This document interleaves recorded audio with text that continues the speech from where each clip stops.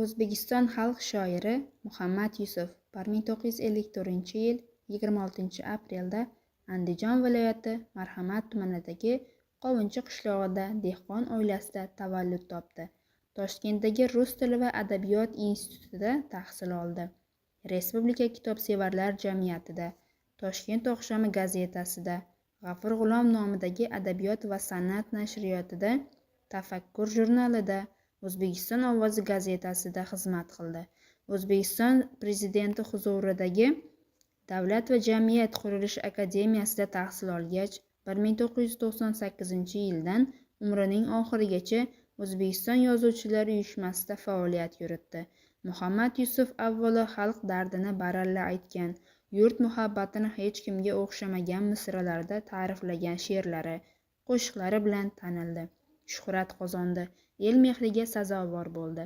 Mustaqillikning ilk davrlaridayoq hech kimga bermaymiz seni O'zbekiston deya kurash maydoniga tushgan, istiqlolni baralla kuylagan, vijdoni uyg'oq ijodkor Muhammad Yusufning hayot yo'li, ijodi va qizg'in ijtimoiy faoliyati yoshlarimiz uchun ibrat maktabi bo'lib xizmat qilmoqda.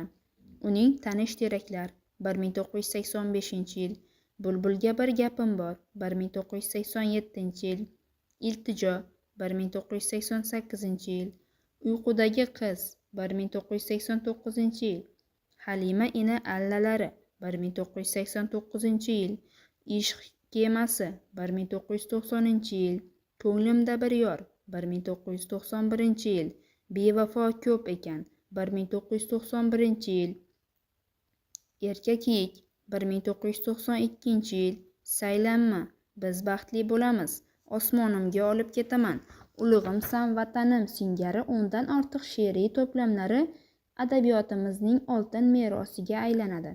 O'zbekiston xalq shoiri Muhammad Yusuf o'zbek she'riyati va qo'shiqchilarining rivojlantirishdagi xizmatlari uchun 1996-yilda Do'stlik ordeni bilan taqdirlangan.